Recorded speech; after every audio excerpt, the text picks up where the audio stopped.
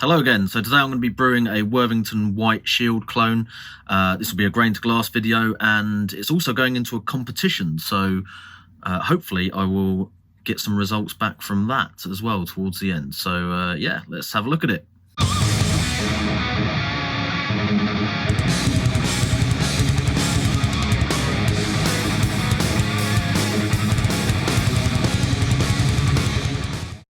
Right, so as I said, this one's being brewed for a competition. I don't actually have any memory of ever drinking White Shield myself. So the reason I'm brewing this is basically because it's a set recipe for a competition later in the year. The beer, or the original beer, has quite a bit of history to it, and there's quite a lot of debate about the new version of the beer and whether it's true to the original and whatnot. So there's lots of articles online about it, which are quite interesting, but basically it's one of those beers that's been moved around to different breweries over the years and has, well, according to a lot of people, basically been ruined by the bigger breweries sort of taking it over and changing the recipe and various things. But it used to be made by, obviously, Worthingtons, which is part of the Bass group, and then it basically got shifted to other breweries. It remained bottle conditioned, I think, up to a point, and then in more recent times it's basically changed to a standard sort of pasteurized bottled English ale, which I imagine has removed a lot of the character from it, although, as I said, I've not tried the old version or the new version, so I don't really have any dog in that fight especially. But I'll put a couple of links down in the description to some of the stuff about the original beer. So I think there's some stuff by Michael Jackson and Prots on Beer as well, which explains a little bit more about the history of it. But anyway, so the set recipe that we were given is basically based on the one in this book, so the Graham Wheeler CAMRA book. There it is. I will be doing a 19-litre batch of it. So the original recipe, according to the book, 1050 OG, final gravity 1008, ABV 5.6, IBUs 40, colour EBC 21, and fairly straightforward grist. So we've got pale malt. I think one of the articles said it was Halcyon that they used in the original. I'm going to be using Maris Otter for my one. 3.3 kilos of that for 19 litres. A fairly good dose of white sugar. So as per many of the recipes in this book, it is supplemented with sugar to up the ABV. Also, for this particular style, being a English IPA, it should give it a bit of a dry finish and help to get that final gravity down as well. And then crystal malt, 275 grams of that in this recipe. It doesn't state what type of crystal malt.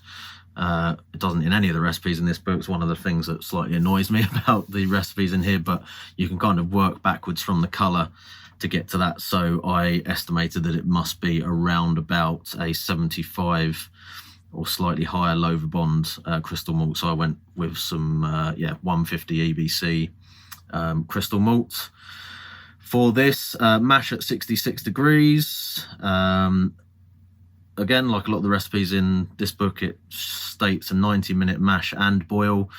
I can't be bothered with that, so that's far too long for me in my method. So both of those shortened to 60 for me, which has slightly affected the hopping as well. So it's a Challenger and Northdown hopped beer. Northdown's the kind of main feature hop, or the one that goes in late as well as early in this one.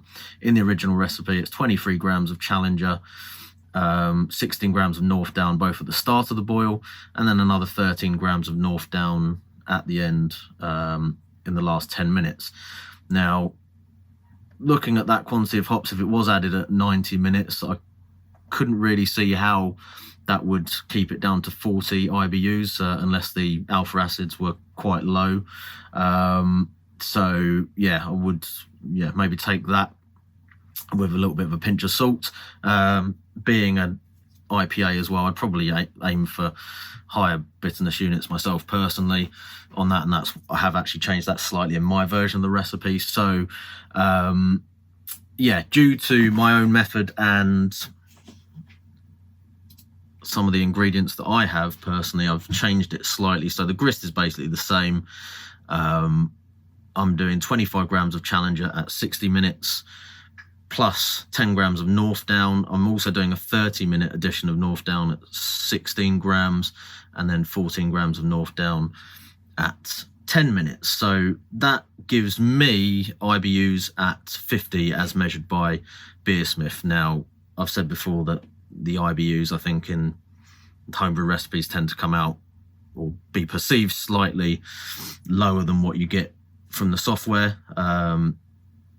So I tend to bump them up a little bit from the recipe. So I've gone for 50 rather than 40 in this one, which should, give it a little bit more of a real, kind of IPA kick of bitterness to it. So this is very much a traditional English IPA, more focus on the early boil hops rather than late additions. So it's certainly your more kind of traditional take on an IPA recipe, and obviously all English hops as well. I haven't really used Northdown, or if I have, I've forgotten what it's about. So I don't know much about that one, apart from I think it's in some of the Fuller's beers as well. It might be one of the hops in London Pride, possibly. So it'd be interesting to see what sort of flavour we get from that. So we'll do some brew footage now, I think. Let's go.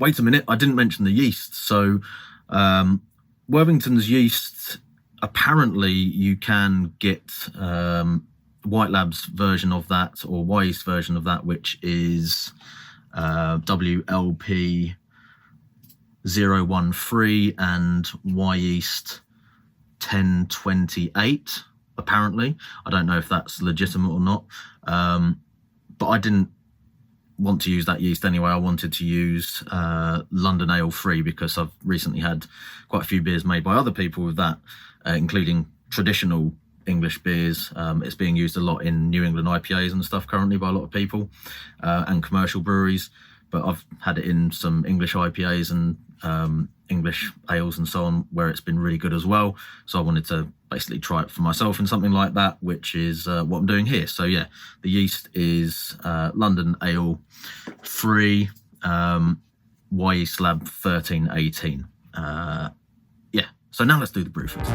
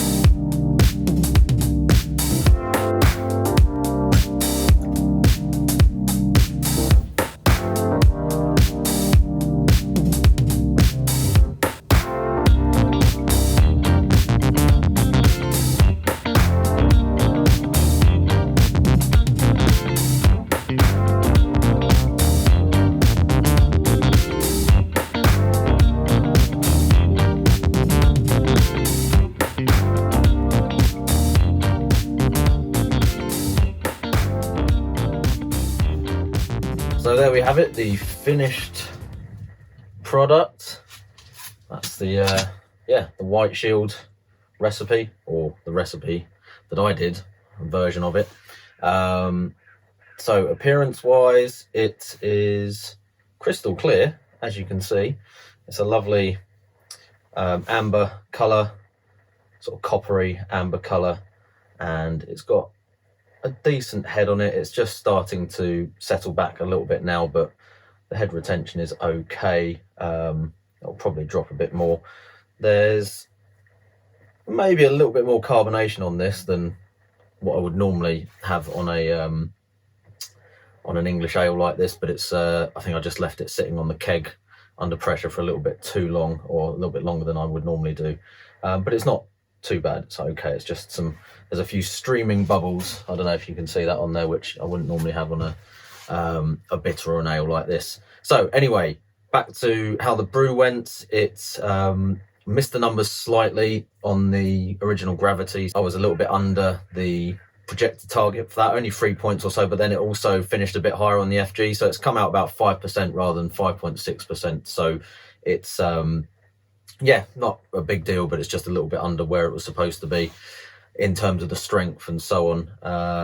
I'm not 100% sure why it was under at the start. I was expecting the OG, if anything, to maybe be a little bit higher because the amount of dextrose that was going into it, and on the flip side of that, I was also expecting it to finish quite dry because of that, but obviously the London Ale free yeast didn't quite attenuate down as much as the software predicted it would, so I got 10-10 in the end. So let's get into the beer, less of that chit chat.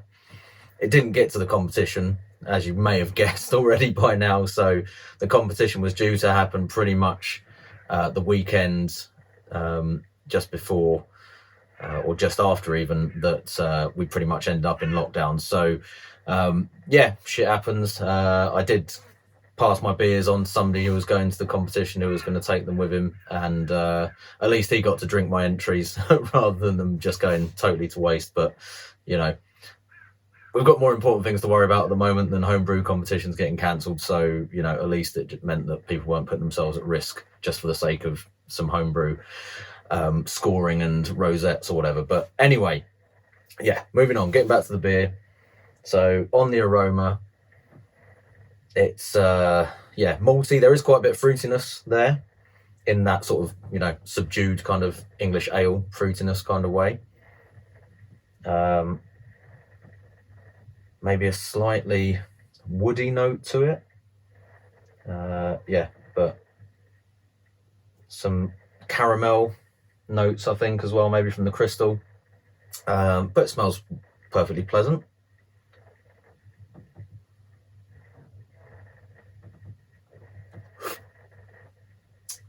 And it's certainly drinking easy enough, so it's a nice, you know, very drinkable pint.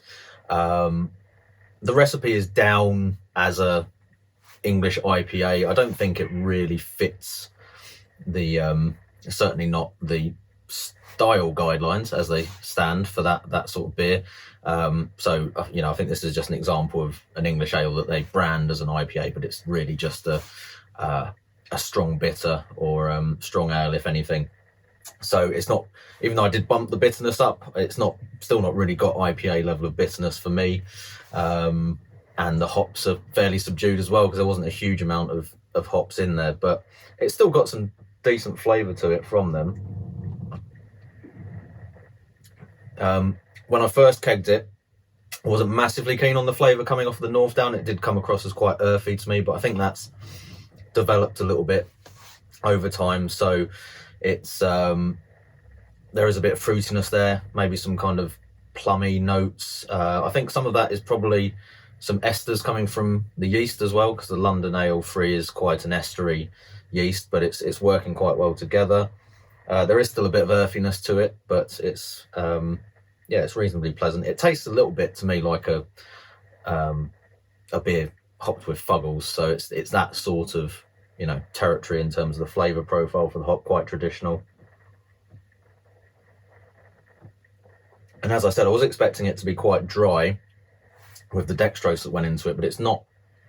It's very easy to drink, but it's not that dry on the palate, so it still has a reasonable level of kind of body and sweetness to it on the finish.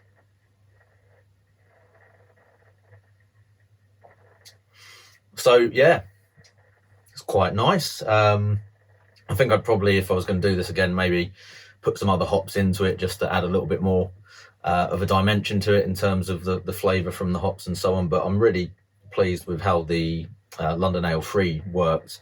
Obviously, as I said at the start, it is an English ale yeast originally, and lots of people are now using it for NEPAs and stuff like that. But you know, the fruitiness that you get from that still works really well in a more traditional English beer like this, so it's good. And yeah, my father-in-law's been enjoying this a lot as well, because obviously it's a little bit harder to get hold of commercial beers now, so I'm trying to hook him up with beers when he needs them. And yeah, he's already demolished most of the keg that I popped up for him, so I'm gonna have to put a few more into bottles now and yeah, drop it off on his doorstep at some point, because yeah, he seems to be enjoying it. So yeah, a nice traditional ale, one of the good ones out of the Graham Wheeler book that I've done. Certainly, I haven't done that many out of there, but you know, most of them seem to be fairly decent recipes. Maybe not really an IPA, I would say, as such, but a good, you know, very sessionable, strong English ale.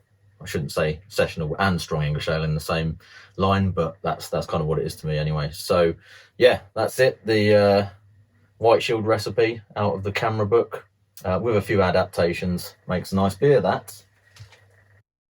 I'm the dude, so that's what you call me, you know? That or his dudeness or duder or, you know, El Duderino if you're not into the whole brevity thing.